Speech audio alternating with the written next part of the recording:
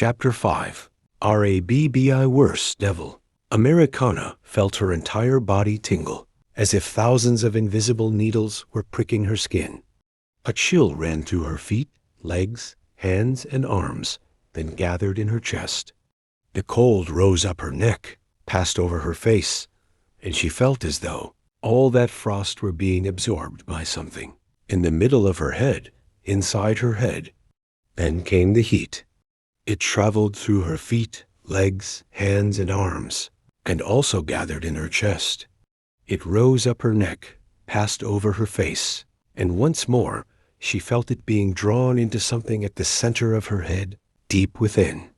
Slowly she opened her eyes. Everything was dark, silent. A few meters ahead, Americana saw a tiny luminous dot in the darkness. It began to grow, expanding until its light filled the entire void, revealing a massive lion. It had to be at least the size of a house. Not that Americana had ever seen a lion in person, aside from the Chancellor, who once appeared in the form of a green lioness. But this one before her definitely did not seem like any ordinary lion. She then realized the glow came from what she identified as a diamond, positioned above the lion's eyes. Her first reaction was fear in the face of that colossal figure. Then, a kind of peace began to bloom in her chest. She saw beams of light passing through her body. No, they weren't passing through. They were coming out of her body, from her heart. The light that emanated from Americana's heart moved toward the light streaming from the stone above the lion's eyes. When the lights collided, she felt as if a magnet were pulling her body toward the creature. She turned her attention to the light emerging from above the lion's eyes. It wasn't a stone. It wasn't a diamond. It was a star. When Americana realized it was a star, not a stone, the lion seemed disturbed by the revelation. While she had believed it to be a stone, a diamond, everything felt in balance. But when her senses told her it was a star, the lion was shaken. Suddenly, a distant thought surfaced. A giant lion? Could it be the Chancellor of the Portals? But no. The Chancellor had appeared as a green lioness, not the color of the one now before her. And besides, she hadn't been that large, nor that beautiful. Then, little by little, Americana's memory began to return. First, she remembered wearing a uniform with numbers. Then, entering a room. Then, wait, no. Those horrible marks on her face. The tattoos that wouldn't come off. Those damned QR codes that had brought her nothing but trouble. That wasn't. The hearing. She had been arrested. Wait, gold coins, dozens. No hundreds. No thousands, millions. Billions of gold coins. Then the giant lion charged at her. She didn't know what to do. There was nowhere to run, nowhere to hide. She simply stood still, stared at the creature, and waited for her end, or whatever it was that was coming. As it drew near, the lion opened its enormous mouth. But instead of sharp teeth and a red tongue, Americana saw lights. Not white lights, colored lights. With the momentum of the run, the lion leapt and landed upon her, mouth wide open. Americana had been swallowed by the great beast. Americana felt as if her body were sliding down a giant spiral slide. Lights of every color began flashing beneath her, beside her, and above her. Then she heard a voice calling her name. A distant voice, growing louder. And then, like a snap, she heard a shout. Americana. Her first thought was, damn, I'm late. I need to get up and make breakfast for Mr. Bacon. Aunt Corinne's already yelling at me. But it wasn't Aunt Corinne. It was the Chancellor of the Portals leaning over Americana, her expression stricken with panic. Americana found herself lying on the ground, the Chancellor above her, trying to lift her up. My God, you scared the life out of me, honey. Where were you? Asked the Chancellor, pulling her up into her arms. What do you mean? Where was I? Where am I? Asked Americana, completely bewildered. Honey, you're on the route Axis Mundi, replied the Chancellor, helping her to her feet. I'm sorry, Madam Chancellor, but I have no idea what you're talking about, said Americana, trying to steady herself. She felt dizzy.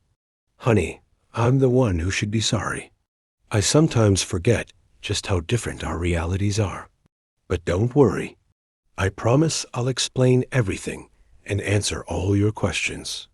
For now, we need to hurry or we'll miss our Einstein-Rosen, said the Chancellor, tugging Americana by the arm. As they walked briskly, Americana began regaining her senses and looked around, trying to understand where she was. The place seemed to have no ceiling. The walls rose upward, but the point where they should have ended, where a roof ought to be, could not be seen, or simply didn't exist. The ground was paved with small stones. As she followed behind the Chancellor, careful not to trip, Americana caught a colorful reflection on her shoes. Her eyes followed the beam of light to its source. What she saw was beyond belief. At the center of that place stood what could only be described as a giant's work of art, a tree of astronomical proportions. It had the shape of a tree with branches and leaves, but it wasn't a tree as Americana knew it. It was entirely made of stained glass. The trunk and branches appeared to be sculpted with precision, using countless pieces of tinted glass in shades of blue, red, green, yellow, and orange. Each fragment seemed set with the care of a meticulous craft, held together by an almost invisible metal framework. From above, an intense light, resembling the sun, shone directly upon the tree and its surroundings, casting vibrant patterns on the ground like a living mandala. The tree remained still, yet the interplay of light and color gave the illusion that it was moving. As she walked, mouth agape at the monumental structure, Americana bumped into a passerby, causing the objects the person was carrying to fall to the ground. She startled and instinctively began to apologize, quickly helping to pick up the scattered papers. One of the documents caught her attention. The title, in bold capital letters, read, Ultra Secret Operation, Dethroned, written by Americana del Silva. She tried to read the contents, but the owner of the document snatched it back quickly. I'm sorry, it was an accident, said Americana awkwardly. It's nothing. It's all right, replied the passerby. Upon hearing that voice, Americana was startled. She looked immediately at the person. She couldn't believe it. Blinked once, twice, 3 times. Her jaw dropped. Standing before her was someone identical to herself. Same face, same height, everything, including the QR code markings on the face. Before she could say anything, the Chancellor approached and pulled Americana by the arm. No, no, no, honey. Don't even think about it. Speaking to her would cause you irreversible harm. Not just to you, but to the entire structure of what exists, said the Chancellor, resuming her hurried pace. It was then that Americana realized that place was filled with other Americanas and other Chancellors, multiple versions of themselves rushed past, wearing different clothes, with varied haircuts, some even taller. An Americana with green hair, a Chancellor with QR codes marked on her face. Both caught Americana's eye as they crossed her path. Please wait. Madam Chancellor, where am I? What is this place? Asked Americana. Her voice choked. The Chancellor noticed the girl was about to cry. She stopped walking and faced her. Honey, listen carefully to what I'm about to say. You need to trust me 100%, okay? I would never hurt you. You are my responsibility right now. We're late, and I promise I'll explain everything when the time is right. But for now, I need you to trust me and follow me. Otherwise, we'll miss our Einstein-Rosen. Americana nodded. The Chancellor led her to the root of the stained glass tree. There, several booths and turnstiles stood, where other Americanus and chancellors were entering and exiting frenetically. The chancellor approached one of the booths. "This is where we pay for our wish to come and go. Don't be alarmed by what you'll see. Just watch, stay calm, and breathe deeply. Everything will be fine," said the chancellor, turning toward the person inside the booth. There was another chancellor in there, identical to her. The one in the booth said, "You know what you have to do, honey." The chancellor pulled a small leather-bound notebook from one of her pockets, tore out a page, and placed it on a golden scale. The sheet of paper weighed more than what was on the other side of the scale. The one in the booth was about to authorize the passage, but then said, "Wait a moment, honey. There's something different about you." "Ah, yes. I thought you wouldn't notice, honey. I'm with the girl. She's the second scholarship student accepted by Equal 1.0 Academy since the tragedy. Classes begin on Monday, and today is already Saturday. We've just come from a rather intense hearing. If you could go easy on me, I'd really appreciate it." "I understand, honey. But just for the record in the logbook, I need to see your license." The chancellor opened her mouth and pulled out a gleaming golden badge, as if made of pure gold. The one in the booth examined it, wrote down the numbers in the logbook, and said, "Have a good trip, honey. Take care." The chancellor gave thanks, took the badge back, and gestured for Americana to step forward. As she approached, it was no longer the chancellor in the booth. It was another Americana. "Since it's your first time, spit on this side of the scale," she said, pointing to the empty plate. Americana looked at the scale and was horrified. On the other side lay a human heart, pulsing and covered in blood. The one in the booth insisted, "Go on, you can spit." Americana gathered saliva, leaned forward, and spat onto the empty side of the scale. The plate with her spit became heavier. "Very good. You may pass. Have a good trip," said the Americana in the booth. Americana joined the chancellor on the other side of the turnstile. Beyond the turnstile, several buses were parked, with countless Americanus and chancellors boarding. They stopped in front of a bus whose license plate read, "What transforms us is not the place we come from or the one we're going to, but what happens along the crossing." They climbed the steps. The driver was yet another chancellor, wearing a uniform and cap. "So good to see you, honeys. Come in and make yourselves comfortable," she said, smiling.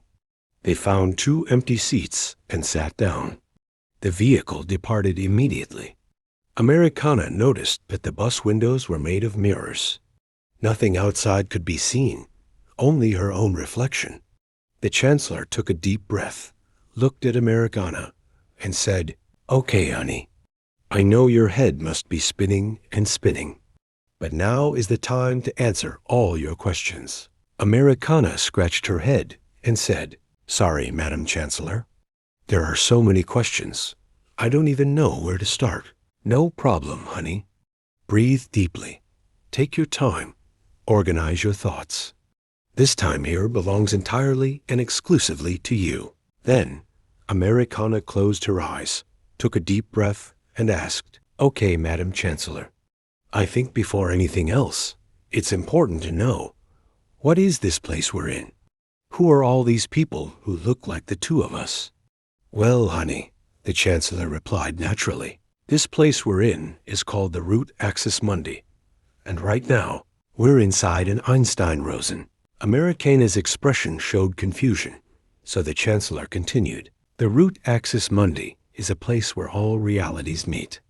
There isn't just one reality in all that exists.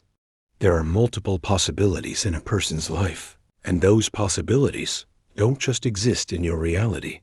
They exist in their own realities." Americana looked even more bewildered. "Okay, I'll give you a really simple example so you can understand, honey. Imagine you wake up and go have breakfast. You hesitate about what to eat. On one hand, you could have pancakes with orange juice. On the other, toast with coffee. Which would you choose?" Americana looked ahead, then upward, and answered, Well, actually, I'd choose both. The Chancellor let out a loud laugh. You're adorable, honey. But let's suppose you choose pancakes with orange juice. That would be your reality. But what if I told you there's another reality of yours, where you chose toast with coffee? That possibility exists. And with it, all the consequences it may bring. Consequences? Asked Americana. Yes. Imagine that in the pancake and juice reality, the juice was spoiled. You drank it without noticing the expiration date, and hours later, you got sick. That's the consequence of your choice in that reality. Now, if in the other reality you chose toast and coffee, but the toast was so hard it broke a tooth, then you'd have to go to the dentist. Americana thought for a moment. I think I won't eat pancakes or toast. The Chancellor laughed even louder. You're brilliant, honey. But look, there are also good consequences. The pancake might be a nutritious meal that gives you strength for an amazing day. The toast might give you just the energy you need to ace a test. What I'm trying to say is, it's not just the good or bad outcomes that shape these realities. It's both. And that applies to everything you do in life. Every choice creates impact. Do you understand, honey? Yes, I've changed my mind now. I'm going to eat pancakes with orange juice and toast with coffee every morning. The Chancellor laughed again. You've caught the spirit of it, honey. And the best part is, there's also a reality where you have pancakes with orange juice and coffee with toast, and your day turns out wonderful. The Chancellor looked upward. Her expression revealed that a new thought was forming. Now, honey, let's suppose there's a place, a point in the universe, where all these realities intersect, like an airport, a bus terminal, or a train station. That place is here, and it's called the Root Axis Mundi. This is exactly where all our versions meet. That's why I told you not to speak with that other Americana. Her reality is a different one, and if she answered you, it could alter the choices in your own reality. And that's dangerous, because what makes you you, with all your pains, glories, failures, and victories, are precisely the consequences of your own decisions. If anything changes, you would stop being you. Americana looked at her reflection in the mirrored window of the bus and wondered if, somewhere out there, there existed a rich Americana with a house of her own, taking care of her grandparents the way they deserved. The Chancellor continued, This bus we're on is an Einstein-Rosen. It allows us to travel between these possibilities, realities, and consequences. Each one has its own portal, and it's through the Einstein-Rosen that we cross those portals. And where are we going? Asked Americana. To the Thoth precinct, located inside the Geburah Pyramid, said the Chancellor in a solemn tone. Americana wondered what they were going to do at a precinct, but the Chancellor anticipated the question. Honey, I know you haven't asked that yet, but I'll go ahead and give you the answer. That way, things will be clearer, and you won't suffer from negative thoughts. Americana wondered whether the Chancellor could read minds, since she was, in fact, beginning to think bad things about the destination of that trip. I'm going to give you a quick and simple explanation about the Imperium bunker and its structure, the Chancellor continued. From what I can tell, in the few times I visit what's called the common reality, or the common world, there are things that, to us, are simple, everyday, and completely normal, but that leave you astonished. And I don't blame you. Americana wondered whether it was normal for everyone in the Imperium bunker to have green hair and turn into felines. The Chancellor continued, The Imperium is the name given to the collection of bunkers that make up the place where we live. The Chancellor looked upward, as if searching for loose words in the air. Honey, I'm going to try to explain, in simple terms, so you can understand how the system of the Imperium bunker works. The Chancellor moistened her lips. Imagine that the Imperium bunker is made up of several smaller bunkers. It's like a country with states. You could say that the Imperium would be the equivalent of a country.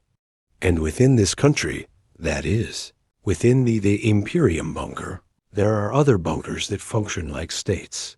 The Chancellor made shapes in the air with her hands as she explained. There's the Queen Orion bunker, which holds 3 pyramids inside it. Each of these 3 pyramids serves a function, a purpose within the Imperium. The 3 pyramids that are part of the Queen Orion bunker, the Jibura Pyramid, which is where the Thoth precinct is located, among other things, the Chest Pyramid, and the Tiferet Pyramid. The Chancellor was counting the pyramids on her fingers. There's also another bunker called Enigma Gemini. In that bunker, there are 2 pyramids, the Principessa Tarantula Pyramid and the Prince Equal 10 Pyramid. The latter is where you'll be studying.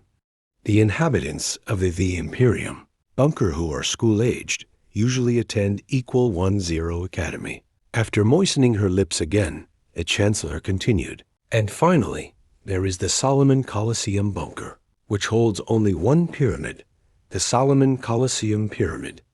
That bunker is where the King MatNat games take place.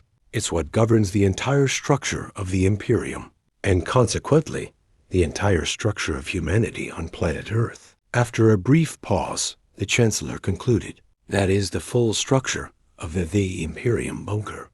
To summarize, the Queen Orion bunker holds 3 pyramids, Gebura, Chest, and Tiferet. The Enigma Gemini bunker holds 2 pyramids, Principessa Tarantula and Prince Equal 10. The Solomon Colosseum bunker holds 1 pyramid. All of this together forms the Imperium bunker. Americana wore an utterly bewildered expression, which did not go unnoticed by the Chancellor. The Imperium bunker, with all its structure and branches, began construction in the 18th century. But I won't go any deeper into that, or we'd spend days and days just talking about the history of the Imperium bunkers. But don't worry, honey. I know everything seems confusing and like a lot of information all at once. That's why you'll have a specific course about this at Equal 10 Academy. You're going to love it. The name of the course is History of the Enlightened. After a brief smile, a sign she was enjoying the conversation, the Chancellor went on. As for the Hollywood sign, it was added much later. But the Imperium bunker already existed beneath Mount Lee. You mean the Imperium bunker and all its structure is underground? Asked Americana. Yes, the Imperium began as a regular bunker. Over time, the world's most powerful people gained so much knowledge and wealth that they started to feel threatened by common people. So they joined forces and formed a settlement that became the most restricted bunker in all of humanity. But why don't those people share that knowledge with the rest of the world? Asked Americana. You asked the right question, honey. And now comes the part I love most. They don't share it for the same reason no one hands a nuclear weapon to a child to play with. It's dangerous, destructive, irresponsible. What keeps the Imperium bunker restricted isn't pride, it's survival. For everyone, knowledge without conscience becomes poison in the wrong hands. What was meant to heal becomes a weapon. But then, why don't they teach the world to have that responsibility? Countered Americana. Excellent question, honey. No one is born ready. Even the inhabitants of the Imperium bunker were once ignorant. And this is where you enter the story, honey. You are the second common person ever to gain access to all this. A prototype. During your time in the bunker, you will be constantly observed so we can understand how an ordinary person reacts to secrets. That could change entire realities. Americana felt a chill. To be watched all the time? Her, who only ever wanted to go unnoticed. The Imperium bunker is like the district of the world's richest people. An Equal 10 is their school? She asked. Exactly. Equal 10 Academy teaches the youth of the Imperium, those of academic age, to master hidden knowledge with safety and conscience. And what exactly do these students study? They study what we call the Ars Goetia, a power that dates back to the most ancient times. To know the Ars Goetia is to know the foundation of every civilization and every advancement the world has ever known. Americana looked once more at her reflection in the window of the Einstein-Rosen and felt a kind of fear, the fear of not being able to handle knowledge and information, capable of changing an entire civilization, and all the implications such advancement would bring. She took a deep breath and asked, "Who is Helena Blavatsky?" "You said I was the second common person to have access to the Imperium bunker. And I also paid attention when the government lawyer said Helena Blavatsky disappeared without leaving a trace. What happened?" The Chancellor looked forward, took a long breath, and said, "Honey, you've touched on something very important and very delicate. Just as the dosage of a medicine can become poison if not administered correctly, the mysteries of the Imperium bunker can also become fatal if they're not used the right way." The Chancellor kept her eyes fixed on nothing as she spoke, as if reliving a heavy past. Her real name was never revealed. Some say brings bad luck. Others say it's kept secret to prevent worse things from happening. When Helena Blavatsky entered the Imperium and began studying at =10 Academy, she was fleeing the Second World War. The Imperium saw the perfect opportunity to shelter someone in need, and at the same time, study how a common person would respond when exposed to so much hidden knowledge. So, to protect her from the Nazis and keep her identity secure, she was asked to choose a new name for official records. And she chose Helena Blavatsky. Americana wondered if, at some point, she too would be asked to change her name. With her face plastered all over the newspapers, maybe changing her name would actually be a blessing. The Chancellor went on. Many years ago, when Helena Blavatsky began her studies at =10 Academy as the first common person to access what had once been restricted to the elite, there was a highly respected professor.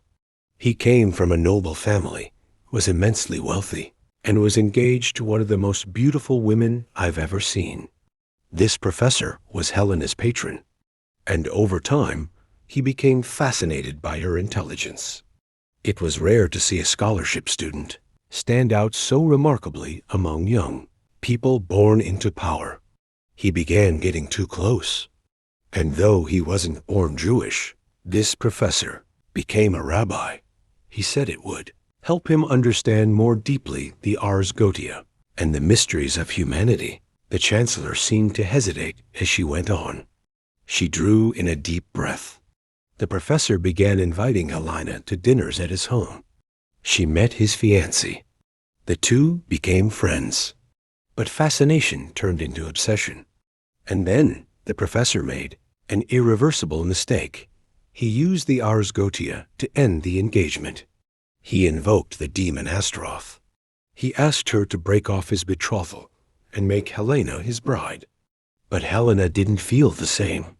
She found it all strange. The age difference, the fact that he was her professor, and his constant, suffocating presence. Helena became frightened and told everything to the professor's fiancée. Americana listened in silence, her heart pounding. What kind of power was that, used to seduce, to dominate, to destroy? The professor found out, and once again, he invoked Astaroth. This time, he asked her to take control of him, to give him the courage to do what needed to be done. Astaroth possessed him. He went to his fiancée and killed her. Then he tried to flee with Helena, but she refused, rejected him completely. In that moment, the angel who limits Astaroth's power appeared. But the professor, consumed by the demon, was stronger. He defeated the angel and killed Helena. Americana felt a chill crawl up her spine. From that day on, the professor came to be known as Rabbi Worst Devil. He carried with him the seal of Astaroth and vanished. Some say he still wanders through forgotten places, sustained by Astaroth's vengeful spirit. Personally, I believe what he can't bear, deep down, is that Helena never loved him back. Others say he was killed by Astaroth, that the demon, unable to be controlled by any angel, devoured him and returned to the depths of hell. And there are those who say Astaroth still roams the world, spreading death, disorder, and tragedy, feeding, above all, on the thirst for vengeance of those consumed by unrequited passion. The bus came to a sudden stop. Americana was startled by the abrupt halt of the vehicle, still shaken by the dense and terrifying story she had just heard. Her reflexes made her feel like a child who, after hearing a ghost story, is suddenly surprised by an adult, only to heighten the fear. And that was exactly how Americana felt in that moment. Frightened, deeply afraid, as if at any moment, Rabbi Worst Devil and Astaroth might appear out of nowhere. The Chancellor noticed Americana's fright and quickly said, "Honey, don't worry. Nothing bad is going to happen to you." "I don't know if I want to go through with this," said Americana. "I mean, going to a place where I'm already threatened just for being who I am." And then she thought, living in the common world had already been hard enough, with ordinary people wanting to harm her. Going to another dimension, where complex and demonic beings held the power to cause infinitely worse things. That was far too terrifying. "Honey," the Chancellor continued, "I know what I said was frightening. But please understand, your presence in the Imperium has been greatly anticipated and contested. Hearing and seeing both good and bad things is part of the process. It's up to others to say or do terrible things. But it is solely and entirely up to you to decide whether that will stop you from following the journey of life. That choice is yours. Besides, this whole story about Rabbi Worst Devil and Astaroth, they're just versions of stories told by other people. Gossip, speculation. So many versions born from a single event that today, it's nearly impossible to know what's true and what was made up." The Chancellor paused, looked at Americana with warmth, and said, "I think I came on too strong with you right at the beginning of our relationship. I'm sorry for that. My intention in telling you all the theories ever invented about this case was precisely to prepare you for any gossip or intimidation you might face. I'd rather you hear it all from me, whether it's truth or fiction, which no one knows for sure anymore, than be caught off guard by someone who wants to hurt you. One thing you can always expect from me, Americana, is clarity and truth about anything that concerns you. Because I see a lot of myself in you." Americana was surprised. "You see yourself in me? What do you mean?" To her, it seemed almost impossible that someone from the Imperium, that elitist secret society, could see themselves in an undocumented immigrant, practically homeless, penniless, with nothing. The Chancellor smiled sweetly. "Yes, exactly. I see a lot of myself in you. Just like you, Americana, I didn't have many opportunities in life just for existing. Listen, I didn't study at =10 Academy, and I didn't grow up in the Imperium. I had to work and study a lot to become a Chancellor of the Portals." Americana's eyes widened. "You didn't study at =10 Academy? I thought pulling impossible things out of your mouth, turning into a feline, and having green hair were all part of some unknown technology." The Chancellor smiled. "You really are delightful, honey. But let me explain it more clearly. I'm not 100% human. My mother is human, just like you. But my father is a shed." Americana interrupted. "Shed? I've heard that somewhere before." She searched her memory and said, "Oh, right. I remember now. That guy who showed up in Aunt Karen's kitchen said he was half shed. He also had green hair, like you. And just like you turned into a lioness, he turned into a cat." The Chancellor smiled with tenderness. Yes, honey. You're talking about that clumsy nephew of mine, Seth." "That's right. He said his name was Seth. Well then, honey, as I was saying, I'm half human, half shed. I am, so to speak, of two races. And to be honest, it's never been easy being who I am. Humans don't consider me human enough. Shadeen don't consider me shed enough. I live on the threshold between both worlds. And if there's one thing humans and Shadeen, and many other beings, seem to value, it's genetic purity. Pure blood. Unmixed lineage. My parents couldn't afford to send me to such an expensive and exclusive academy. So I studied and worked however I could. The first thing I did was apply for the position of Chancellor of the Portals at Equal 10 Academy. And I got it. That's why I see so much of myself in you. Because just like me, you exist despite all those who, with their statistics, swore you shouldn't exist. And that's exactly what makes you special, Americana. Americana felt awkward hearing that she was special just for being who she was, for simply existing. So she asked, Madam Chancellor, what is a shed? Your nephew said it was something like a hybrid squared. Yes, honey. Let me explain it better. There are beings who, in the common world, were portrayed as legends, religious figures, or spiritual entities. But we exist, for real. To be shed, Americana, means to come from an ancient people, invisible, who live between what is seen and what is felt. We hear what no one else hears, sense what others pretend not to feel, and sometimes we change form just to fit into the world, or to survive it. The Chancellor ran her hands through her hair and continued, My hair is green because, like many Shadim, I carry in my roots the memory of forgotten forests. And when I'm facing the unknown, when I feel danger, or when I need to protect someone I love, I become a lioness. It's instinct.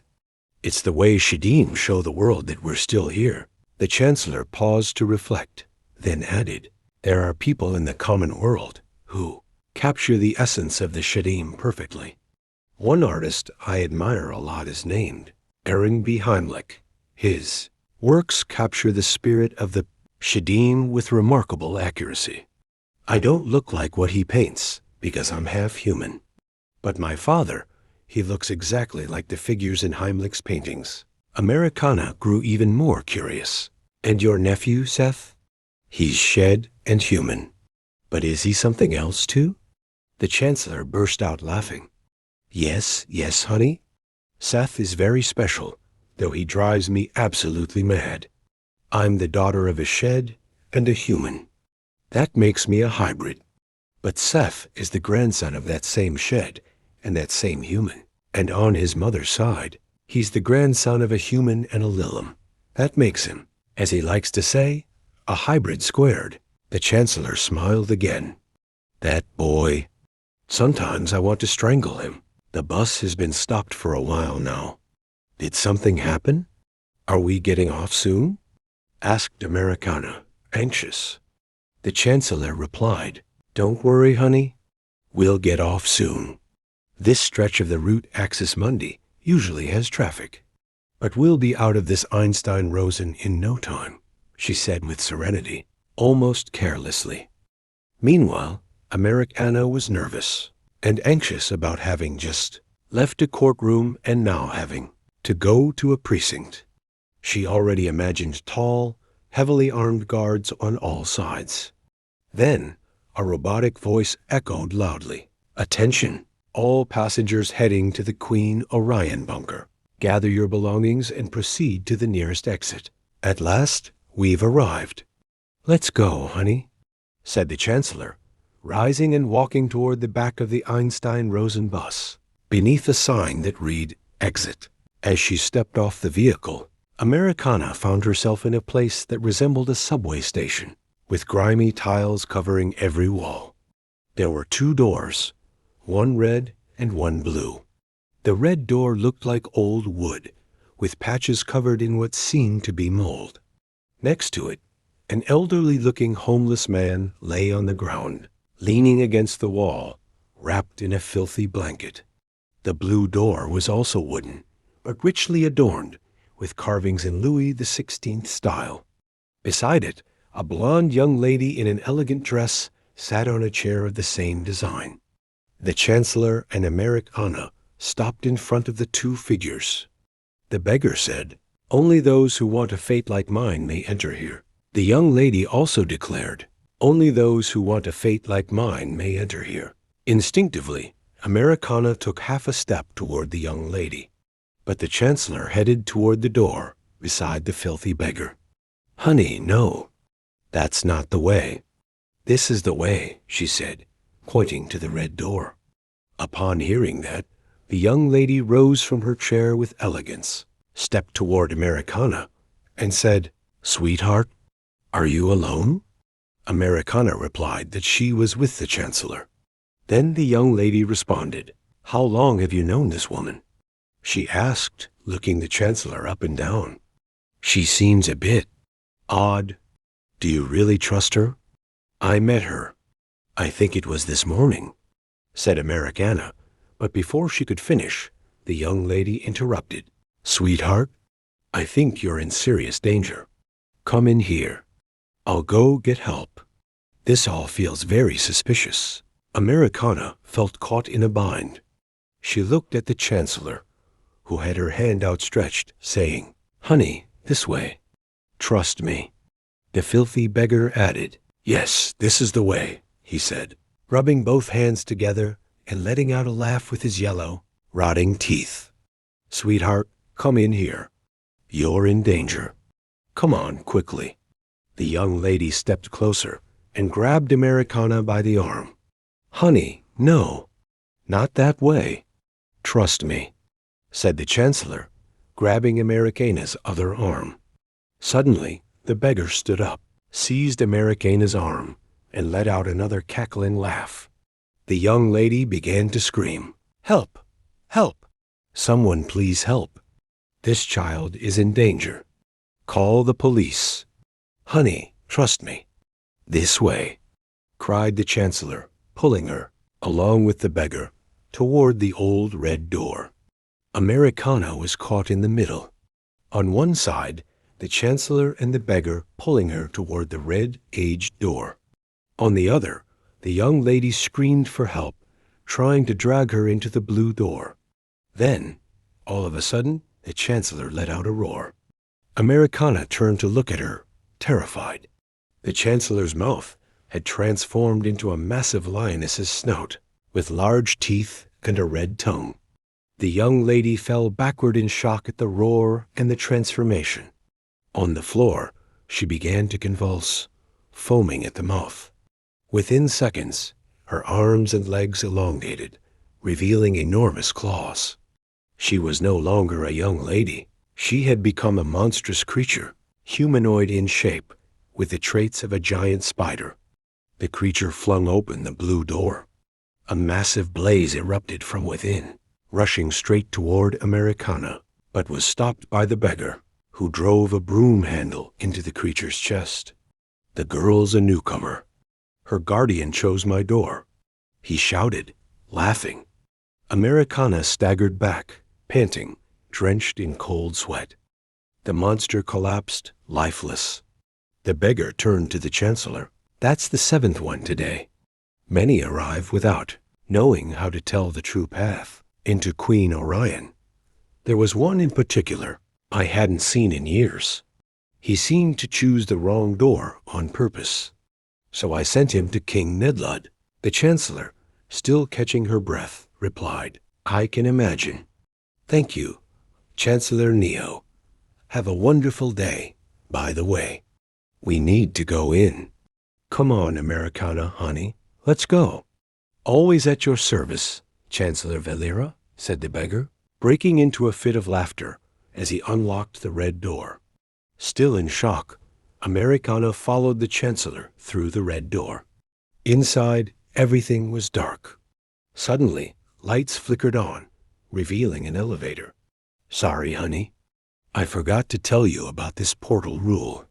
Those two figures are always here to test and persuade those who enter the Imperium with the wrong intentions said the Chancellor, her face now normal again, no trace of feline features, slowly catching her breath. Americana was pale. Her heart felt like it was beating 1,000 times per minute. She struggled to breathe as she asked, "You called that man a chancellor. Is he really a chancellor?" "Yes, honey. That's Chancellor Neo. He's been stationed there since the construction of the Queen Orion bunker. Here on the route Axis Mundi, he changes form sometimes to test the intent of newcomers. But he can always be recognized." Still catching her breath, Americana asked. "Chancellor Neo said he sent someone to King Nedlud." "Who is that king?" The Chancellor replied, "King Nedlud is just a horror story, grown-ups, made up to scare disobedient children. He's like the boogeyman here in the Imperium." When Chancellor Neo said that, he probably meant that person didn't have a very happy ending. Americana took a deep breath, recovering, and asked, "Madam Chancellor, you mentioned pyramids existing inside the bunkers of the Imperium. What are these pyramids like? What are they for?" At that moment, the elevator began to move. It was going down.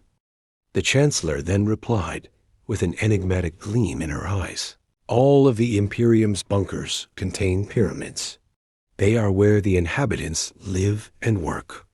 By the way, welcome." She turned and pointed toward the back wall of the elevator. But there was no longer a metal wall. In its place, the elevator now revealed a panoramic view. And as it descended, Americana saw before her a landscape she had never, not even in her wildest dreams, imagined could exist. When Americana realized what she was seeing, the elevator was already descending from the top of a massive wall made of countless waterfalls and dense, wild vegetation stretching out in every direction. The shape of that colossal structure gave the impression that a giant had carved a rectangular pit into the earth itself. At the center of the landscape, Americana saw a smaller rectangle, something like an artificial island made of white stone, surrounded by a canal of blue waters flowing down from the waterfalls. Aligned atop that artificial island stood 3 mirrored glass pyramids, perfectly symmetrical. On the pyramid to Americana's left, she read a large golden sign that said Tiferet. On the central pyramid, another identical sign read Chest. And on the final pyramid, to her right, the letters spelled Gabura, also in large golden characters. As the elevator continued its descent, the Chancellor pointed to one of the pyramids and said, "Look, honey, that middle pyramid, the one labeled CHESED, is where all the legislative power of the Imperium is concentrated. Now that pyramid to our left, marked Tiferet, is where all our executive power is based. And that last one, to our right, labeled Gebera, is where all our judicial power resides. And that's where we're headed." Americana felt a knot in her stomach. Her first thought was that she'd have to go through yet another hearing in another courtroom. But before she could say anything, the Chancellor added with enthusiasm, "Honey, you'll study all of this at Equal 10 Academy. You're going to love that subject." At that moment, however, all Americana could think about was staying as far away as possible from anything even remotely connected to the word judiciary. The elevator stopped, and the doors opened. There were 3 white minibuses parked outside, each with a sign corresponding to one of the island's pyramids. The Chancellor stepped into the minibus labeled Gebura, followed by Americana.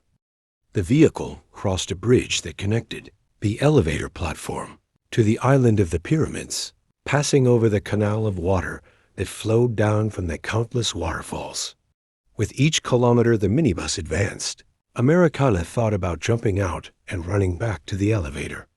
But those thoughts were quickly swept from her mind when the vehicle entered the floating island, and she found herself in awe of the 3 pyramids now seen up close.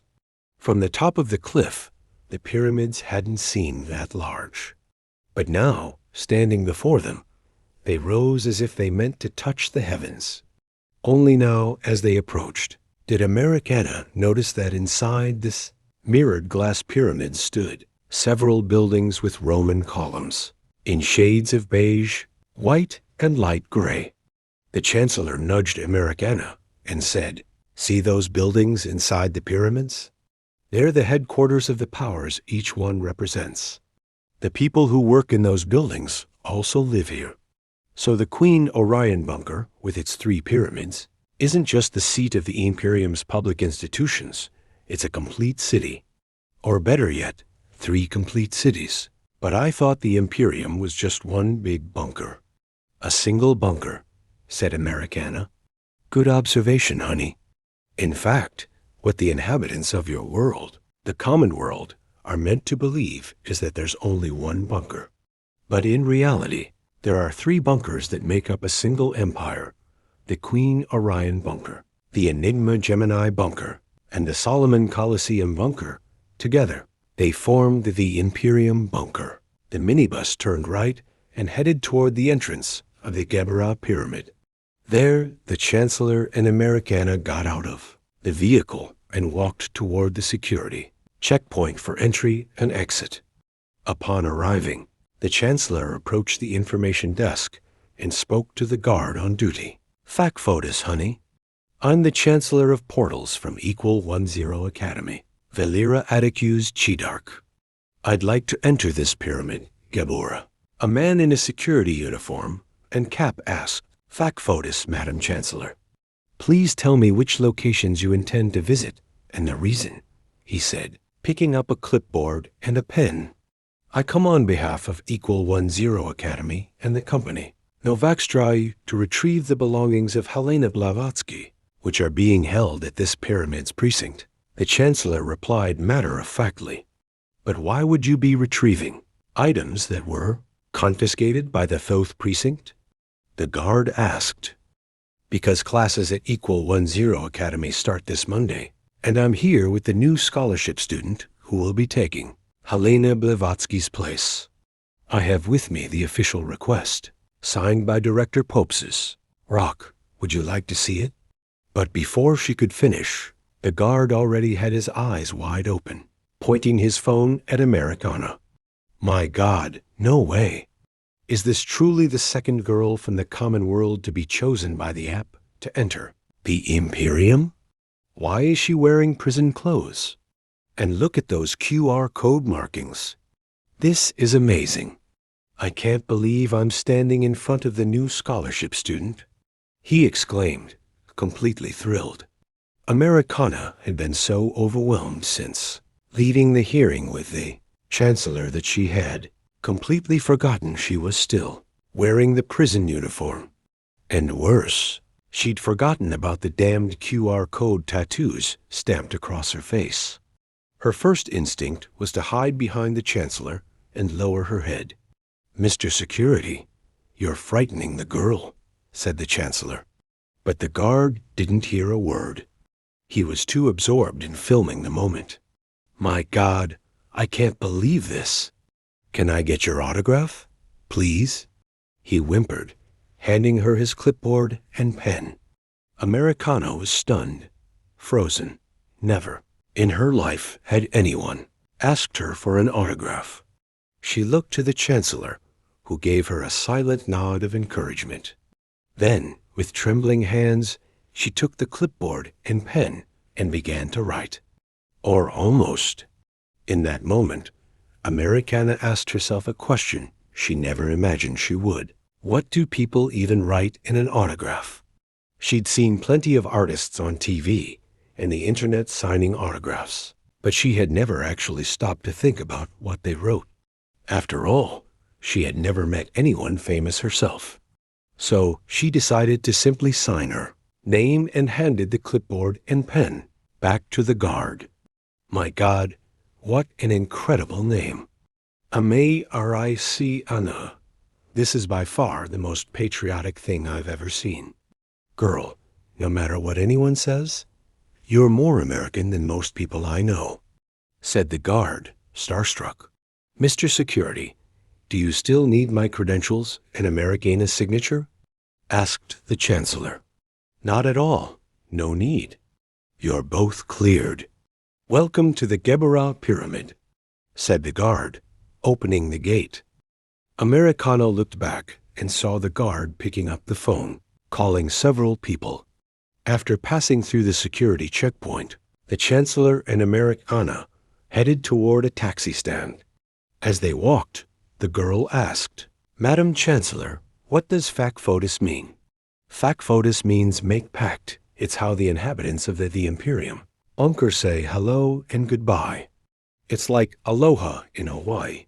As they approached the vehicle at the taxi point, Americana caught sight of the scale of that place inside the mirrored pyramid. It was a true metropolis beneath a dome of glass.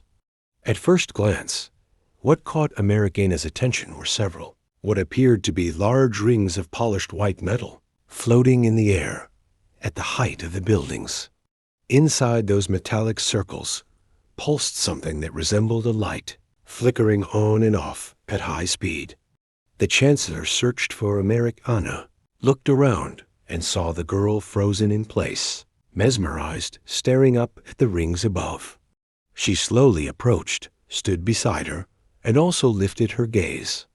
Noticing the girl's focus, she said, Honey, tell me, please, based on what you know from the common world, what do you think those suspended circles are?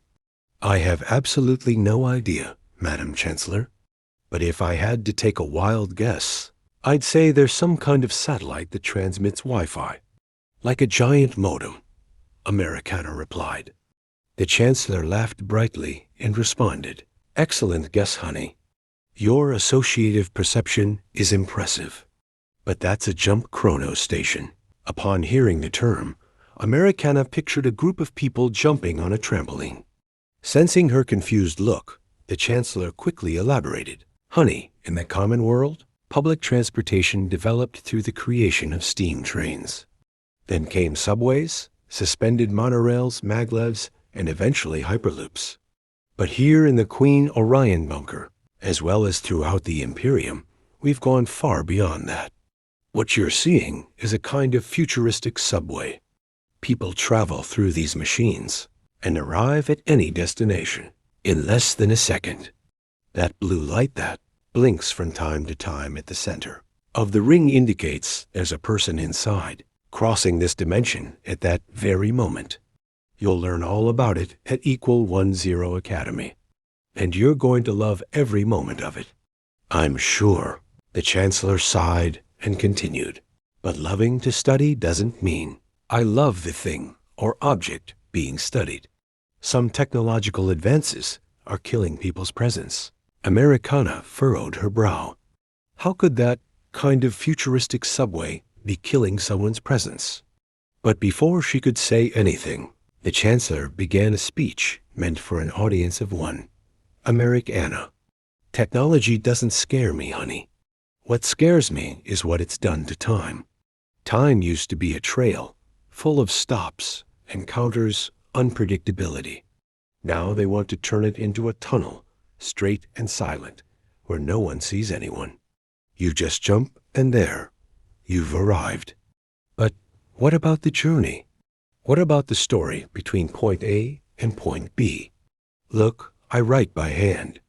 Paper, pen, ink smudges, handwriting, all of it carries emotion. Every page is a small battle won. In digital, you just delete, correct, redo. The trace of the soul is lost. Movies? Oh, movies were a ritual. You left the house, picked out a VHS tape, went to the theater, but the Chancellor was cut off by the honk of a vehicle. Interrupted, she snapped back to her normal state, saying, My goodness, honey, we're late. We have so much to do. Let's hurry. We need a car. Americana kept pace with the Chancellor's quick steps and felt lost amid so much information. The Chancellor walked back and forth, looking for a car that wasn't already taken. She approached a red vehicle with the symbol of a black horse rearing on its hind legs, opened the door, and said, "Come on, honey. Please, get in." Americana held the door to climb in, but the Chancellor stepped away at the sound of another distant honk. When Americana looked, she saw the Chancellor hugging someone she apparently knew. Americana looked at the driver of the vehicle and said, "Sorry, sir. I don't think we're going in this one." She then approached the Chancellor, who was still holding her acquaintance in a long embrace. The Chancellor said, "Look, honey, this is Billy. Say FOEDUS to Billy." FOEDUS. "It's a pleasure to meet you, Mrs. Billy." Billy, a black woman with long purple braids that reached the floor, replied, FOEDUS. "My goodness, she is so fluffy." "Adorable," said Billy, pinching Americana's cheek. "You didn't think I'd let you come to the Gebura Pyramid without taking a ride in my beast, did you?" said Billy, letting out a loud laugh. She turned to Americana and said, "Fluffy, this one here is a character. She'd swim across the ocean if it meant choosing between death and using one of those fancy teleportation machines," and let out another booming laugh. "You know me too well, honey," said the Chancellor. "You bet I do, Fluffy," replied Billy, and the two burst into loud laughter. "But what have you got here, honey?" asked the Chancellor, turning her attention to the vehicle parked behind them. "Oh, just look at this beauty, Fluffy. It's a Lamborghini Lanzador 2029, the brand's first fully electric model. Picked it up last week, and I'm already out on the streets," said Billy proudly, pointing to a metallic blue sports car. "Honey, Billy is a vintage car collector. She loves things from the past, and that's exactly what makes her so honey to me," said the Chancellor, turning to Americana. The two burst into loud laughter again. Somewhat hesitant, Americana asked Billy, "Excuse me, Mrs. Billy, but if you're a vintage car collector, why is this car from the year 2029, which hasn't even been released yet?" The Chancellor and Billy roared with laughter once more. "You're very observant, Fluffy," replied Billy. "It's just that here in the Imperium, we consider vintage, retro, nostalgic, out of date, out of fashion, to be things that don't even exist yet in the common world." "That's right, honey," added the Chancellor, addressing Americana. "Just like me. She's fierce when it comes to the topic of technology as the enemy of the soul." Again, they laughed together in delight. Billy turned to the Chancellor and asked, "Where are you two headed, Fluffies?" "I'll take you," she said, motioning toward her vehicle's door. The Chancellor and Americana took their seats in the back. The Chancellor placed her belongings on the front seat beside Billy. "But before starting the vehicle," Billy said, "almost forgot, my Fluffies. I need to scan your codes," she said, picking up a handheld scanner. The Chancellor raised her right wrist.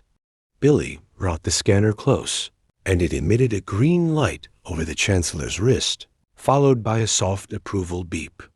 When Billy turned to Americana, the girl rushed to say, "I'm sorry, Miss Billy, but I don't think I have that." The Chancellor intervened gently. "Don't worry, honey. Your code is the set of QR codes tattooed on your face." Billy brought the reader close to the QR codes on Americana's face, and the device let out another approving beep. On the way to the precinct, Americana asked the Chancellor, "Madam Chancellor, will these QR code marks disappear, or will they stay forever?" "They will stay, honey. The Imperium has very strict policies regarding people from the common world who enter without genetic ties, social standing, or financial status. Since you're of school age and will study at Equal 10 Academy, you're a scholarship student. The Imperium's government feels safer when people know a scholarship girl is among them," the Chancellor replied. Billy, who had been listening from the front seat, chimed in, "Fluffy, but that doesn't mean she has to wear prison clothes, right?" "True, honey. I was going to take you to a clothing store right after we left the precinct, but we're running late. There's no time for shopping," said the Chancellor. "No problem, Fluffies. I've got a vintage jeans set in the backpack under the seat. Just grab it and put it on," Billy replied. "Thank you so much, Miss Billy," said Americana, genuinely relieved she wouldn't have to walk around in prison clothes any longer. Then Americana felt a weight in her stomach. She didn't have a single coin to pay for the new clothes. "Don't even think about it, Fluffy. This is a welcome gift to the Imperium," said Billy, when Americana asked about the cost of the outfit. "Since we're on the subject, Madam Chancellor," said Americana, "besides coming out of your mouth, where did all that gold come from? The coins you used to pay my bail? I don't have any way to repay you, not even if I wanted to. $1 billion is just impossible for me." Suddenly, a wave of fear washed over her. What if the Chancellor, hearing this, changed her mind and sent her back to prison in Los Angeles? But the Chancellor let out a loud laugh and said, "Don't worry, honey. It's all courtesy of the Master. He's very generous. If he ever wants to collect, he'll show up and tell you himself. But that hardly ever happens. The Master has a very big heart." "Master? What master?" asked Billy, glancing away from the road to look at the Chancellor. "Master? What master?" The Chancellor replied, confused. "Who said master?" An uncomfortable silence lingered for a few seconds, until Americana asked, "In terms of money, Mrs. Chancellor, I work at the Golden Glow Studio Beauty Salon. With the salary I earn there, I send help to my grandparents, who couldn't come with me to the United States. I don't know if it will be possible to study at an academy here in the Imperium bunker and also keep working at my current job." The Chancellor smiled again and said, "Don't worry, honey. As long as you're under the care of the Imperium, focus only on your studies. Your grandparents will receive all the help they need. The Master, I will personally make sure they have everything they need." Billy cleared her throat, turned her attention to Americana, and asked, "So, Fluffy, tell me the gossip about that girl who faked the QR code. That was a scandal." Americana remembered Marie Carter and said, "Yes, exactly. In fact, I want to ask you, Madam Chancellor, if it's really true that I was the one chosen. Because Marie Carter came first. It was all over the news. All fake, honey. All fake." After Seth returned to equal 10 and said he had gone after the wrong girl, that is, you, Americana, I went to Marie Carter myself to see if she had actually been selected by the app. But it was all fake, the Chancellor replied. The vehicle finally stopped. The Chancellor, who was seated behind the front passenger seat, opened the door to step out first. Billy grabbed her arm before she could leave and said, "Fluffy, you know they have an oponym at the Thoth precinct. All public buildings in the Imperium have an oponym. You know how dangerous they are. Promise me you'll be careful?" "Why are you telling me this, honey?" the Chancellor asked. "Besides, I know how to handle an oponym. It's always been my biggest dream to have one in my office at equal 10. Yes, I know you've always wanted an oponym. Take care, Fluffy," said Billy. The Chancellor stepped out of the vehicle. Americana thanked Billy for the clothes and followed the Chancellor.